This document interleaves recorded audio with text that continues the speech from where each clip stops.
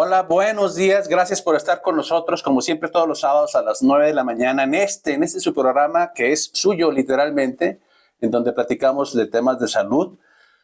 Hoy, esta mañana con frío, vamos a platicar un poquito de lo que es un tema que nos interesa y que para ello está aquí nuestra invitada, que agradecemos de antemano. Ahorita la vamos a presentar, por supuesto. Y mire, este tema tiene que ver con algo que en lo que estaba pensando yo, doctora Blanca Reina, en el dónde se ubican los departamentos. Por ejemplo, terapia intensiva está ubicado en el primer piso, está muy cerca de quirófano, 50 metros. Está muy cerca la terapia intensiva también de laboratorio, 30 metros. Está muy cerca de urgencias, donde se reciben los pacientes. Y eso tiene su motivo, justamente, de que los pacientes deben de tener el acceso rápido para el paciente grave. Si hay un paciente grave en quirófano que se acaba de operar, por ejemplo, de corazón, de cerebro o de lo que sea, ese paciente tiene que tener un acceso rápido a la terapia intensiva. En menos de 10 segundos ya está el paciente ahí si se dan prisa a los camilleros, ¿no? En fin, y también la terapia intensiva tiene una distribución de las camas de manera circular, como si fuera una plaza de toros. Y en alguna ocasión unos médicos, el doctor Marco Rivera, el doctor Esquivel, el doctor Lozano y yo, más o menos como eso de las 3 de la mañana, empezamos a reflexionar de qué día, lo que nos depara el destino, y qué día y qué cama tendríamos nosotros acceso a la terapia intensiva de médicos a pacientes. Y empezamos a escoger nosotros nuestra cama. Uno escogió la cama 5. No, pues a mí me gustaría escoger, si estoy enfermo y estoy grave, si me tienen que internar aquí en la terapia intensiva, pues yo escojo la cama 5. Yo escogí la cama 8.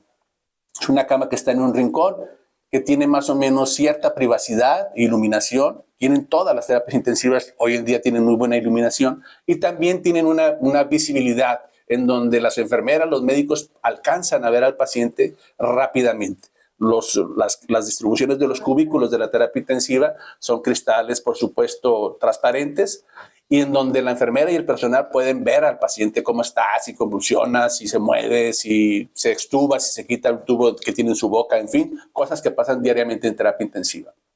En fin, yo escogí la cama 8. Todos, doctora Reina, coincidieron en que la cama 1 no la querían, porque la cama 1 está inmediatamente entrando después de la puerta de terapia intensiva. Entonces, esa cama 1 es muy visible, demasiado, diría yo, en donde el paciente pierde privacidad. El paciente siente que lo están viendo, que para nosotros como médicos nos sirve, nos es de utilidad ver al paciente continuamente. Somos el principal monitor, nuestros ojos. Tenemos un chorro de monitores, usted lo sabe. Pero nadie coincidió en la cama 1 por lo mismo. Incluso los pacientes que llegan a estar graves, pero conscientes, ponían una sábana en los ventanales para tapar la luz y que la gente no los viera. La gente siente que se invade la privacidad. Y eso tiene que ver un poquito con la dignidad del enfermo, de decir, bueno, estoy enfermo, estoy grave, pero la privacidad es parte de esa dignidad en donde, pues, si ustedes como médicos y enfermeras requieren, pero si puedo poner una sábana y tapar la ventana para que la gente que pasa por ahí no me esté viendo y yo también no verlos, porque no quiero hacerlo. En fin, a lo que voy es que hay departamentos que tienen que estar en una distribución, en una ubicación precisa. No es ociosa, pues, la ubicación. Cuando usted entra al Hospital Ángeles, a la Torre Nueva, y todos los días entró prácticamente por ahí, y hay un departamento que apenas se abren las puertas de cristal eléctricas, y lo primero que veo todos los días, y supongo que todos los pacientes también lo ven, antes de pasar a los elevadores, es un departamento que se llama de rehabilitación física del Hospital Ángeles. Y si cuando estaba en terapia intensiva me hacía la reflexión de cuándo iba a estar y en qué cama iba a estar yo, cada vez, de vez en cuando, por supuesto, no diario, cuando paso por ese departamento en donde está la doctora Blanca Reina, que es la jefa o la titular de ese departamento que es rehabilitación física, me hago la pregunta a mí mismo, ¿qué tanto me falta para estar aquí? Es decir, todos, en la medida que vamos envejeciendo, vamos perdiendo capacidades, vamos perdiendo movilidad, flexibilidad, reflejos. Entonces, todos los días paso por ahí y veo gente, por supuesto, que están en camilla, otros que están en andador, otros que están en silla de ruedas, otros con muleta, otros con bastón. Y yo pienso, bueno, ¿cuándo será mi turno de estar aquí visitando un departamento de rehabilitación física que, por supuesto, por eso está a la entrada, por eso está inmediatamente, porque esos pacientes apenas se bajan de la ambulancia o del carro, tienen que tener acceso, no tienen que tener movimientos ociosos y no podría estar en un 10º o 9º piso del departamento ni de terapia intensiva ni tampoco de rehabilitación física. Todos, tarde o temprano, vamos a perder alguna capacidad, sobre todo de movilidad en nuestras articulaciones. Para ello nos acompaña la doctora Blanca Reina Usunza. Bienvenida, doctora Blanca Reina. Muchas gracias, buenos días. Doctora, usted está como titular de ese departamento. ¿En qué consiste el departamento de rehabilitación física? Bueno, es un departamento con actividades muy, muy amplias.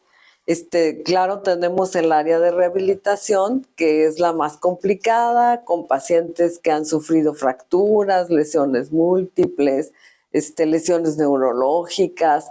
Eso nos lleva al trabajo de todos los participantes del departamento en rehabilitación, y tenemos áreas más accesibles a otras personas, no tan graves, como son áreas más preventivas, a las que nosotros nada más asignamos terapia física. En eso hay un poco de desconcierto en la gente, como desconocimiento de lo que es terapia física y rehabilitación. A ver, doctora, ¿nos explica cuál es la diferencia? Actualmente hay muchas áreas de terapia física en la ciudad. Se han incrementado enormemente las áreas de terapia física. Ese incremento de estos departamentos de área física y de rehabilitación tiene que ver con el precio que nosotros como seres humanos tenemos que pagar, digamos, de alguna manera, por prolongar nuestra esperanza de vida, es decir, llegar a los 80, 90 años. ¿Tiene que ver con eso? La gente como que está más atenta a las lesiones que tiene y busca el apoyo de un terapista físico para sus lesiones musculares, para lesiones menores. Para lesiones menores. Pero pienso yo en que no hay manera de envejecer sin perder funciones. No, claro, se va deteriorando progresivamente. No hay manera, es decir, tenemos que tarde o temprano evitar caídas, y si nos caemos, pues pienso en la fractura de cadera, por ejemplo, y que tarde o temprano, por algún motivo, ya sea por edad o, como usted lo dice previamente, por alguna lesión que tiene que ver con, ahorita lo vamos a ver, sobre todo deportiva o gimnasio, tendríamos que acudir y tener visitas recurrentes con el Departamento de Rehabilitación Física. ¿Cuáles son los pacientes que con más frecuencia ustedes atienden? Bueno, tenemos muchos pacientes fracturados. Se ha incrementado el número de accidentes automovilísticos y en motocicleta en esta ciudad. Y actualmente tenemos un gran número de pacientes enviados por las aseguradoras con lesiones de fracturas y lesiones múltiples en accidentes. Y tenemos pacientes en el área más preventiva, diríamos nosotros, que pueden ser jóvenes o gente adulta de edad más baja, que hacen ejercicio rutinariamente, y ese ejercicio a veces los va sacando de equilibrio, pierden equilibrio muscular y van lesionando sus articulaciones sin darse cuenta, porque no están trabajando adecuadamente. A veces en los gimnasios el coach les pone los ejercicios, pero no es capaz de valorarlos y de saber de dónde se está originando alguna lesión. Empieza a funcionar mal el aparato muscular y empiezan a deteriorarse las articulaciones. En los niños, a veces por mala postura, por adquisición de posturas anormales durante mucho tiempo, también se van deteriorando los músculos y las articulaciones. Entonces eso es muy importante, más en el área preventiva, que el individuo no llegue a tener lesiones serias a futuro, que cuide sus articulaciones desde joven. Fíjese, doctora, que yo pensé que antes de entrar aquí al aire con usted, pensé que la mayor población que ustedes veían eran, digamos, de la tercera edad, es decir, arriba de 60 años. Y sin embargo, ahorita usted me está corrigiendo en el sentido de que también ven pacientes jóvenes que acuden al gimnasio y que por una mala asesoría se lesionan y tienen capacidad o tienen esa oportunidad de acudir Me quedé pensando en la diferencia entre terapia física y terapia de rehabilitación. Por eso me detuve. ¿Esos pacientes a qué van? ¿A rehabilitación o a terapia física? Más a terapia física, más a terapia física. Ya el término de rehabilitación implica la participación de mucha gente, terapistas de lenguaje, terapistas ocupacionales, la psicóloga, terapias más complicadas, terapias de equilibrio, de coordinación, terapias visuales, auditivas. Ese es el término de rehabilitación, ya un complejo de gente que participa en la reintegración del paciente en forma física. ¿Y ustedes lo tienen en ese departamento? Y nosotros lo tenemos en ese departamento, pero manejamos terapia física también. Y la ventaja, o sea, lo que nos distingue en terapia física, pues es que acá tenemos médicos especialistas que hacen el diagnóstico y en base a eso damos un tratamiento más certero, más adecuado a la lesión del paciente y hacemos un programa de prevención. ¿Sí? Cuando el terapista trabaja solo, pues no tiene la asesoría del médico y a veces da tratamiento así como dando palos de ciego, de una lesión aquí, no, pues puede ser un tendón, puede ser esto, puede ser alguna. A veces ellos no distinguen exactamente dónde es el origen del problema y la ventaja que tenemos nosotros pues es que tenemos médicos especialistas que dirigen ese tratamiento. Esa parte del aspecto físico y también de rehabilitación. Es muy interesante lo que nos está platicando la doctora Blanca Reina, jefa del Departamento de Rehabilitación Física del Hospital Ángeles, que insisto está en la planta baja, apenas en la entradita, entre la entrada y los elevadores del Hospital Ángeles. Y tampoco yo desconocía que tuvieran más médicos, pues, en ese sentido, que apoyen y asesoren a los fisioterapeutas, que por supuesto tienen una gran labor, pero que sí se requiere que sean asesorados, ¿no? O sea, de dónde está la lesión, qué es lo que procede, ¿no? A veces la gente que estamos fuera de ese ambiente, pero que pertenecen al área deportiva, pues, por ejemplo, las lesiones de rodilla, las lesiones de codo, las lesiones de hombro, es muy frecuente ¿a dónde fuiste? Fui con alguien a que me diera un masaje, ¿no?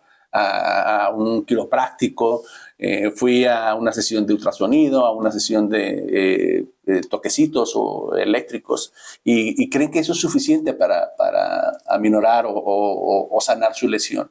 No es suficiente eso. No es suficiente porque muchas veces el sitio del dolor no es el origen del problema.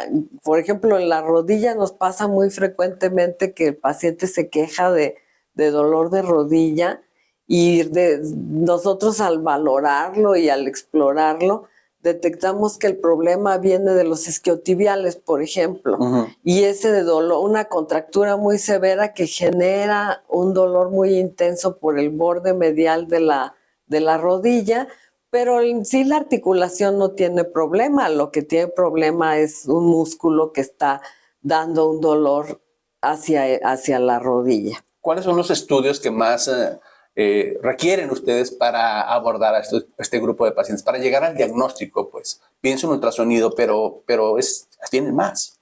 Tenemos ultrasonido, tenemos electromiógrafo y la valoración clínica, que es importantísima. Sí, sí. La valoración clínica que acaba de decir la doctora Blanca Reina es, insisto y hago hincapié en eso, es la evaluación y valoración clínica es la más importante en toda el área médica, No hay un estudio por más caro y por más sofisticado, así se esté en donde sea, en Houston, en Rusia, en donde sea, que supere la evaluación clínica, el ojo clínico y la experiencia del médico para poder ir guiando justamente qué estudios necesita y cuáles no, que no sean ociosos tampoco, ¿no? De pedir resonancias magnéticas innecesarias, ¿no? Que finalmente ni van a servir ni para el diagnóstico ni para el tratamiento, por supuesto, ¿no? Hay otro grupo de pacientes que es la parte, digamos, la parte que nosotros manejamos en común y corriente. Pienso, por ejemplo, en los pacientes que tienen una embolia cerebral, un evento vascular cerebral, y que quedan con esa secuela. Hay esta enfermedad que nos atañe y que nos aqueja a nosotros como una de las principales en mortalidad, la enfermedad cardiovascular en el planeta, y que el paciente que no fallece del infarto o que no fallece de la embolia cerebral, y por eso le tenemos mucho miedo a la embolia cerebral en los pasillos, porque esos pacientes a veces no mueren, pero quedan con secuelas. Una de ellas es la paresia o la parálisis de una parte de su cuerpo, ya sea la mano o la desviación de la boca o de la pierna. Esos pacientes también acuden con ustedes. Esos pacientes son a los que necesitan de todas un manejo rehabilitatorio, dijéramos, no nada más de terapia física, porque va a entrar todo el grupo de gente que les va a ayudar a salir adelante. Y la terapia física en ellos pues es importantísima, es una terapia física muy larga, de años a veces, en la que necesitamos la participación del paciente, de la familia, pero pues principalmente del paciente, que él tenga deseos de colaborar. Necesitamos que lo maneje un psicólogo, que el psicólogo maneje a la familia. Necesitamos terapistas ocupacionales que los enseñen a movilizarse dentro de la casa y a utilizar todos los aditamentos que ellos usan habitualmente, a realizar sus actividades básicas, a vestirse, a bañarse, para ir logrando independencia progresivamente. Sí, porque estos pacientes, pensemos en un paciente que, como usted que nos está escuchando, o como nosotros que estamos aquí, que en ese día, antes de la embolia cerebral, estaba prácticamente sano ese paciente. Me refiero a la movilidad. Esos pacientes estaban lúcidos, podían hablar, podían escribir, podían caminar normalmente, y de la noche a la mañana eso se pierde. De la noche a la mañana el paciente requiere de alguien para que lo ayude a levantarse de la cama, para que lo alimente, porque la comida se le va por un lado de la boca, para que escriba por él o para que le traduzca lo que está hablando el familiar que más lo conoce, porque no hablan correctamente, al menos al inicio, y sobre todo la movilidad de una parte del brazo o de la pierna. Entonces, pienso que esos pacientes se deprimen justamente, ¿no? Porque lo pierden súbitamente la función, la capacidad de ser como antes. Y ahorita que usted decía, doctora, en el sentido de que también hay psicólogos que están ahí alrededor del paciente, pues justamente por eso, porque ha de ser terrible perder la función o amanecer de un día para otro. Y algunas veces esto sucede, la embolia cerebral sucede en la noche y el paciente ya amanece con la hemiparálisis de una parte del cuerpo y que requiere de rehabilitación física. Ellos sí son más largos y requieren constancia, supongo yo. Sí, requieren mucho tiempo, un manejo muy prolongado, irlos llevando de la mano para que vayan reubicando su organismo a sus actividades diarias y que vayan logrando cada vez mayor independencia. Pero si lo logran. O sea, yo diría, por ejemplo, un paciente que tiene una parálisis de la mitad del cuerpo, ¿en cuánto tiempo, si es constante y si se aplica todo lo que estamos hablando, en cuánto tiempo podría estar casi como estaba antes de la embolia cerebral? Pues es variable. Algunos lo logran en 6, 7 meses y hay algunos que nos llevan 2, 3 años, pero logramos mejoría. Para mí 6 meses se me hace bastante bien, ¿no? Digo, porque no es que el paciente se quede así, va evolucionando favorablemente, es decir, va recuperando movilidad, va recuperando fuerza de sus manos, la capacidad de escribir, en fin. Tenemos otro grupo de pacientes y nosotros, insisto, en el área de terapia intensiva, por ejemplo, de aquellos pacientes que están mucho tiempo acostados. Y nos interesa a nosotros como médicos de medicina interna de terapia intensiva que ese paciente se mueva, El paciente se tiene que mover porque el paciente que está acostado, internado, ya sea en el hospital o bien en casa, se nos complica. Hay que mover a ese paciente porque si no desarrolla una neumonía hipostática, es decir, de tanto estar acostado, se acumulan las flemas, por llamarlo de alguna manera, y hace que el paciente se complique con una neumonía por estar mucho tiempo acostado, por cualquiera que sea. Las úlceras también les tenemos mucho temor, a las úlceras en la espalda por estar tanto tiempo acostado, y también la famosa tromboembolia pulmonar, en donde se desarrollan coágulos o émbolos que van desde las piernas por las venas y se dirigen hacia los pulmones. Por eso queremos que los pacientes se muevan. Ustedes también pueden ayudar a ese grupo de pacientes que por algún motivo tendrían que estar mucho tiempo acostados, para que eso no pase. Sí, cuando están hospitalizados los manejamos en el área hospitalaria. Cuando ya salen y tienen múltiples secuelas por el reposo prolongado, que pues es mucha atrofia muscular, acortamiento de muchos músculos por las posiciones en las que los tuvieron durante semanas, tenemos que empezar con ejercicios de estiramiento progresivo sin lastimarlos mucho, iniciar el fortalecimiento muscular, los cambios de posición en cama, fortalecer equilibrio de tronco, de cuello. A veces no son capaces ni de sostener la cabeza solos. Empezar a trabajar equilibrio de cuello, equilibrio de tronco, irlos parando poco a poco, irlos movilizando poco a poco y reeducar la musculatura. Hace poco tiempo estábamos hablando sobre el tema de las meningitis. Hoy está, desafortunadamente, sobre la mesa. Y me preguntaban, ¿cuáles son las secuelas de la meningitis? Bueno, pues depende del área que esté afectada en el cerebro, ¿no? Pero seguramente hay secuelas, probablemente de la personalidad, cosas que nosotros vemos o no vemos, diría yo, en el momento de que está el paciente internado, sino que hasta que está el paciente en casa, el familiar regresa con su paciente y nos dice, ya no es el mismo, batalla para hablar, ya no ve de este ojo, o perdió un campo visual, o la audición bajó, o tiene mareo, vértigo. Y eso igual nos pasó con el COVID. Lo podemos asociar o vincular con la infección reciente que puede tener ese paciente, en este caso ya sea COVID o meningitis. Y algunos se quejaban justamente de mareo, de vértigo. Ustedes también, una de las secuelas de post-COVID o post-meningitis puede ser el mareo o vértigo después de que el paciente ya salió del hospital, por supuesto.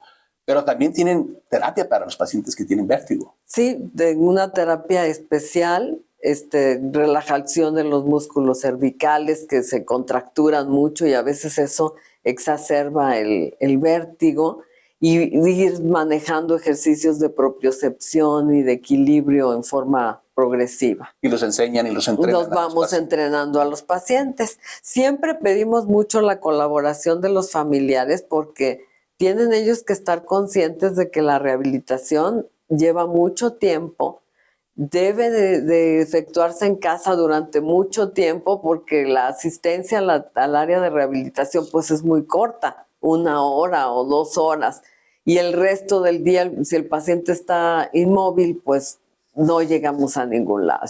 Entonces el paciente tiene que estar consciente de que tiene que colaborar. No es su hora de gimnasio y ya el resto no. Tenemos que dejar tareas en casa, ejercicios que tienen ellos que hacer en casa cuando su estado de conciencia y de actividad les permita, pero tienen que estar activos la mayor parte del día. He visto que también hay licenciados en fisioterapia que acuden a las casas a seguir los ejercicios o las indicaciones que el médico les ha dado, ¿no?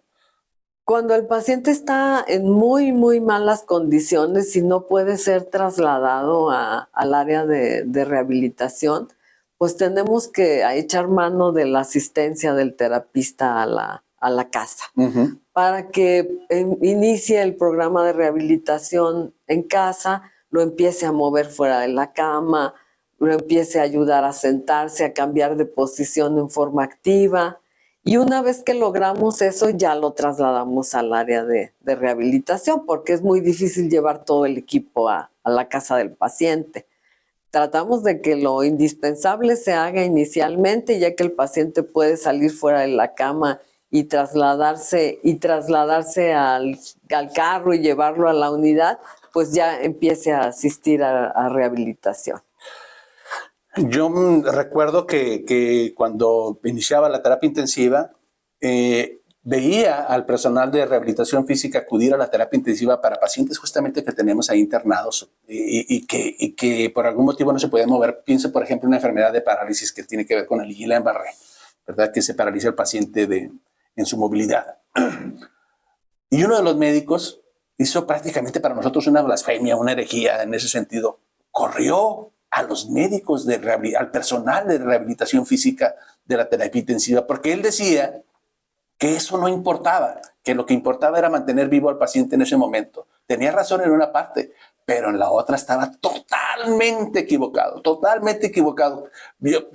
Cada vez que pronuncio esto me avergüenzo, es una pena ajena de lo que sucedió en ese entonces cuando el personal de rehabilitación en su función de hacerlo tempranamente fue despedido prácticamente de la unidad. Eso es una vergüenza hoy en día. Vamos a ir a una pausa y regresamos con la doctora Blanca Reina, encargada del Departamento de Rehabilitación Física del Hospital Ángeles.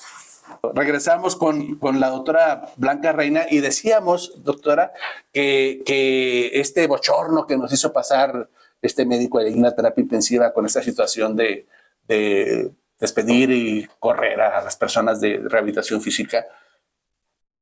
El punto es que la rehabilitación física, entre más pronto se haga, es mejor. ¿Es cierto este dogma de entre más pronto es mejor? Sí, claro, entre más pronto es mucho mejor. O sea, aunque esté internado, aunque esté internado, no tiene que estar en la casa. Empezamos con medidas sencillas, pero se tiene que empezar lo más pronto posible. Pienso en algo que es también muy frecuente en la fractura de cadera. En esos pacientes que tarde o temprano se fracturan, se caen, por cualquier motivo, si fue por osteoporosis o por el trauma, en fin, y que se operan. Y a nosotros nos interesa mucho que se mueva ese paciente, que empiece a movilizarse. Hoy las técnicas quirúrgicas se han modificado, por supuesto, y favorecen esa movilización temprana, pero sin embargo requieren moverse. No son los mismos, tienen mucho miedo en moverse. Lo digo porque tuve familiares muy cercanos que fueron operados de cadera y tienen mucho miedo. O sea, se operan, todo está bien, y sacarlos de la cama nos es complejo, nos es difícil, no es tan fácil como uno supone, y que se mueva y que camine tampoco. ¿Ustedes tienen algún esquema o plan de tratamiento para esos pacientes posoperados de fractura de cadera? Tenemos, bueno, el manejo en la fractura de cadera tiene que darse en conjunto con el traumatólogo, y el traumatólogo tiene que estar consciente de que el paciente al día siguiente de que se operó tiene que salir de la cama sin apoyo, porque pues puede haber problemas con la cadera, pero se tiene que empezar a salir de la cama. Y lo que hacemos pues es empezarlo a movilizar en la cama, a la orilla de la cama, bajarlo al siguiente día, que se ponga de pie sin apoyar esa pierna, que empiece a desplazarse con un andador, enseñarlo cómo hacerlo, porque entre más pronto se lleve a cabo, menos secuelas vamos a tener. Menos secuelas y menos complicaciones. Y menos deterioro físico, problemas respiratorios por estar acostado. Nosotros tenemos pánico a la tromboembolia pulmonar, sobre todo los cirujanos y nosotros los internistas, por supuesto. Porque todo sale bien, es decir, todo va bien en la cirugía, todo salió perfecto, y a la semana o a los 3 días pasa el paciente porque no se movió o porque no recibió el tratamiento respectivo para evitar la formación de coágulos. Lo tenemos de regreso con insuficiencia respiratoria, batalla el paciente para respirar, y eso nos da una pista más o menos de que el paciente ya se complicó con tromboembolia pulmonar, una enfermedad que es grave.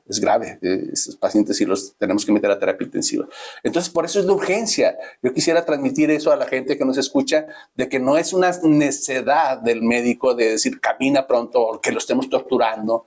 después de un evento como estos o después de salir del hospital por una embolia o por este tipo de cosas de una fractura de cadera, sino que tenemos que evitar las complicaciones como la formación de coágulos, como la neumonía y el hecho de que los órganos o los músculos que no se utilizan se atrofian, se echan a perder. Entonces, ustedes lo hacen y tienen programas para ello. Y es un tratamiento fácil, no requiere de equipo muy sofisticado como para otro tipo de padecimientos. Es nada más el manejo adecuado con conocimiento de la gente que lo está haciendo para que no se complique el paciente y pues movilizarlo, ponerlo a caminar. Realmente no necesitamos muchos equipos para trabajar con ellos. Yo a eso que acaba de usted de mencionar, doctora Reina, le agregaría un ingrediente que se llama voluntad.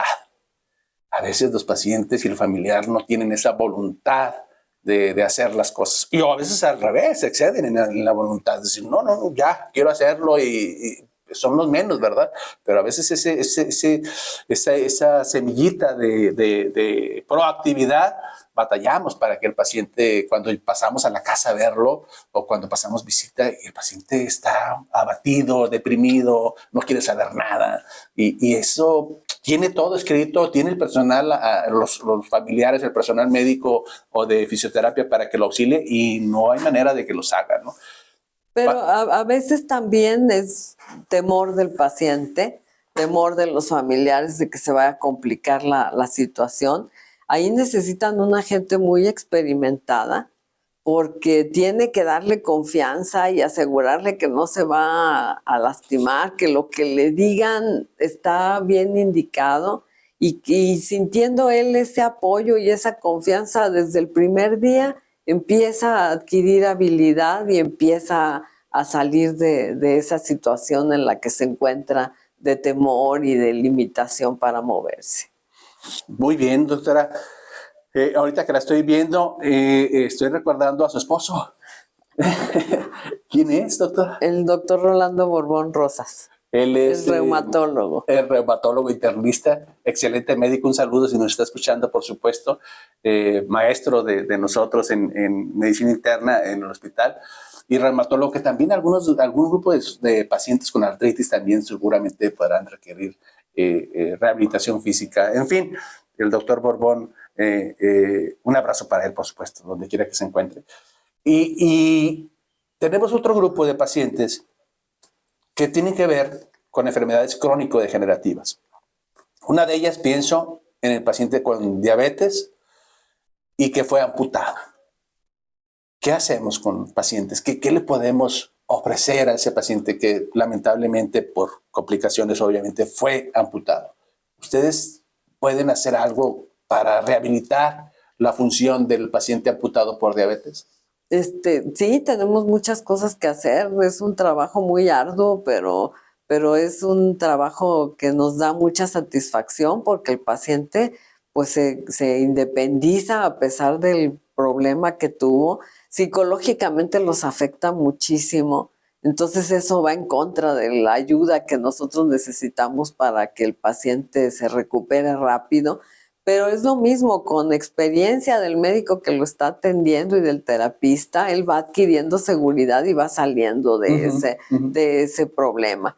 Y tenemos que empezar con vendajes especiales para que el muñón no se deforme, porque tiende a colgarse y entonces después nos da mucho problema para adaptar la prótesis. Cuando hablamos del muñón es la parte... La parte que se corta, la parte que queda remanente. Empieza a colgarse, empieza a atrofiarse el músculo y se empieza a deformar y eso no nos ayuda después a la adaptación de una prótesis adecuada. Entonces, desde el primer día tenemos que empezar a manejar el vendaje del muñón, de la parte que quedó, empezar a estimular los músculos para que no se atrofien, empezar a desensibilizar el área porque a veces está muy sensible y no tolera que entre una cosa dura ahí en esa parte. Entonces tenemos que empezar a estimular con diferentes texturas para que se vaya haciendo fuerte esa piel que queda en el muñón. Qué interesante lo que me está diciendo de que el paciente, después de la amputación, en el área quirúrgica, en donde amputaron, donde suturaron, donde cosieron, queda hipersensible esa parte. Nosotros vemos al paciente, por supuesto, después de, con la famosa polineuropatía diabética y el dolor fantasma, pero el paciente se queja después de, o amputado o no amputado, de ese tipo de dolor, en sus piernas sobre todo, pero ustedes lo ven en ese momento agudo, digamos, en el posoperatorio inmediato, en donde el paciente no tolera que le toquen, y eso, como usted dice, puede dificultar la colocación de la prótesis. Sí, además, pues tiene que adquirir mucha habilidad, porque la prótesis pues les ayuda a tener equilibrio, pero a veces ellos piensan que poniendo la prótesis se van a parar como si nada. Ellos antes de poner la prótesis tienen que ser capaces de pararse en un solo pie, de brincar, de desplazarse con un andador, de tener fuerza muscular y habilidad para cuando pongamos la prótesis sea todo un éxito. Estamos hablando del paciente amputado por complicaciones de diabetes, por úlcera, por gangrena, y que en el Departamento de Rehabilitación Física del Hospital Ángeles, en donde está la doctora Blanca Reina, hay un programa justamente para eso, para irlo preparando para la prótesis, ¿no? Primero entrenando el resto de sus músculos, de sus articulaciones, para que tenga la fortaleza y la fuerza para poder recibir esta prótesis y después seguir su función. Hay otro grupo de pacientes que también tiene que ver con enfermedades crónico-degenerativas. Pienso, por ejemplo, en Parkinson.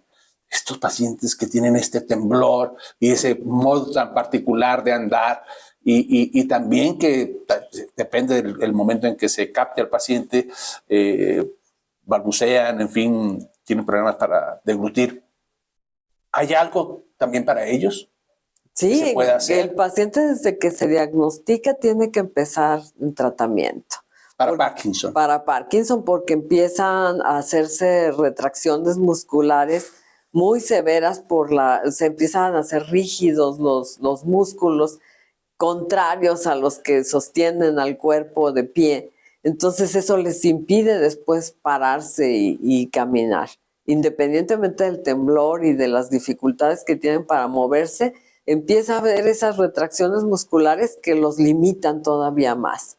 Entonces tenemos que hacer ejercicios de estiramiento progresivos para mantenerlos en forma equilibrada, y una vez que logramos eso, empezar a trabajar con el proceso neurológico, que requiere de mucho ejercicio de coordinación, un ejercicio consciente, o sea, una marcha consciente, que él esté atento a su marcha y que haga una marcha todos los días de determinada cantidad de acuerdo a cómo vaya evolucionando, y eso les mejora considerablemente el pronóstico de funcionalidad. Qué bueno, porque son enfermedades que vemos con más frecuencia. Estamos hablando de Parkinson y de rehabilitación física, y también supongo que algo similar pasa con los pacientes con Alzheimer, en donde, bueno, tienen algo de demencia algunos, y que también en su momento podrán requerir de los servicios de rehabilitación física. Sí, porque los empiezan a dejar sentados todo el día, empiezan a limitarse, y pues después es muy difícil moverlos para llevarlos al baño, para cambiarlos de ropa. ¿Rigidez? Mucha rigidez. Rigidez de las articulaciones. Sí, porque les da temor y empiezan a quedarse fijos en una sola posición. Y entonces eso les causa mucha rigidez. Esa posición fetal tan famosa, ¿no? Sí. Que vamos requiriendo como si fuera una involución, ¿no? De la parte fetal, de intrauterina, antes de nacer, por supuesto. Y luego, cuando envejecemos, esa tendencia a recuperar esa posición fetal por cualquier motivo, ya viejos de 90, 60 o más años, 80, ¿no? Y que eso, pues, por supuesto, que tiene sus desventajas, ¿verdad? Ustedes, me decía doctora Reina, tienen un programa muy interesante, sobre todo para mujeres, pero también para hombres, que es aquella persona que se orina, que se hace pipí, que salen gotitas cuando se ríe, cuando hace un esfuerzo de pipí, de orina, la famosa incontinencia urinaria, tan molesta, tan incómoda, tan aislante para la persona que lo está padeciendo o sufriendo, porque se aíslan, se hacen asociales o ya prácticamente por el olor de la orina. Ellos tienen ese olfato como hipersensible. Cuando uno no huele a orina, ellos sí lo huelen. Entonces eso los hace que se aíslen y se separen del resto de la familia o del grupo social, porque perciben, lo sienten y lo huelen a orina. Este fenómeno de la incontinencia urinaria tiene que ser tratado sí o sí con rehabilitación física. Hay un programa, tenemos un equipo que tiene pocos años de haberse elaborado, es un equipo europeo, italiano, en el que participaron muchos ingenieros para poderlo llevar a cabo. Antes los equipos que teníamos eran muy limitados para poder trabajar con el paciente. Entonces es un trabajo que se hace con cualquier persona que tenga incontinencia. Hay gente joven que tiene incontinencia por mal manejo abdominal, aunque haga mucho ejercicio físico, puede tener cierta incontinencia.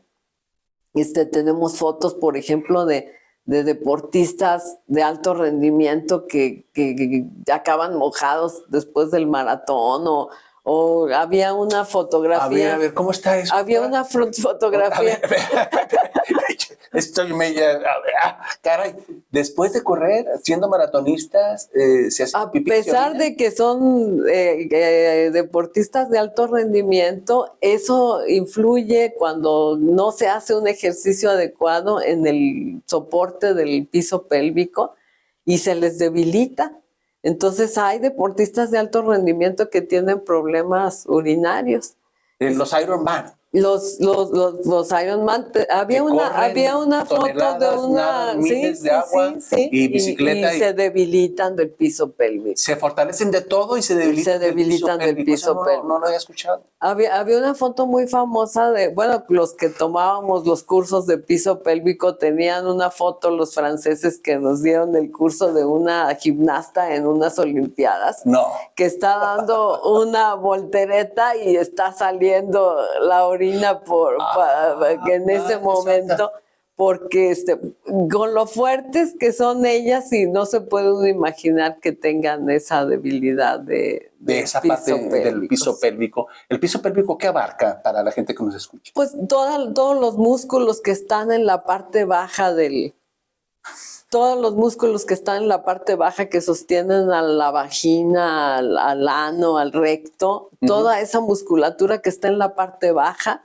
es el piso pélvico. Y se puede reentrenar esa parte para que disminuya esa complicación de hacerse pipí. Se reentrena con ejercicios especiales. De manera voluntaria el paciente aprende a contraer y va haciendo ejercicio cada vez más fuerte hasta que lo reeduca. Y sí se puede, sí lo logran hacer. Sí lo logramos, sí, claro. O sea, no hay fracasos, digamos. O sea, si se aplica al paciente, como usted lo dijo, cualquier edad, o pienso en las pacientes posoperadas de muchas cesáreas, ¿no? De parto, ¿no? Que es lo que más fama tienen de incontinencia urinaria, de que, es que me sale la pipí porque tuve 8 hijos o 5 hijos. Entre más consciente esté el paciente, mejor.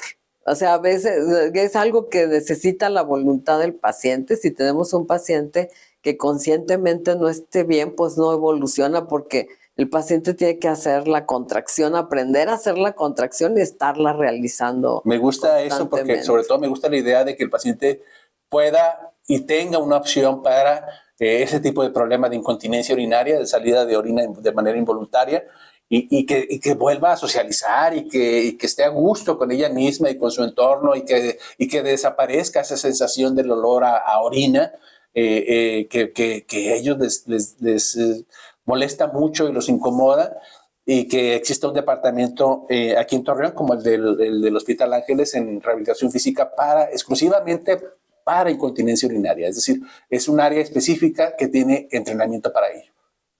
Y además incontinencia rectal también, porque muchos pacientes tienen salida de excremento. Entonces se da el tratamiento para las dos partes. No, doctora, gracias. Es un tema muy, muy amplio, este tema de esta área de rehabilitación física. Doctora Blanca Reina, gracias por estar con nosotros. Saludos a su esposo nuevamente, al doctor Borbón, a la gente de Genómica, por supuesto. Y gracias por estar con nosotros, y nos vemos próximamente para seguir tratando temas de rehabilitación física en el Hospital Ángeles. Muchas Hasta gracias. luego, gracias por Buenos días. acompañarnos. Nos vemos la próxima. Ojalá gane México. Ya sabe, usted si le atina al marcador, le obsequiamos un glucómetro. Llame por favor al 87 15 80 6496. Lo esperamos el próximo sábado. Ojalá y gane México.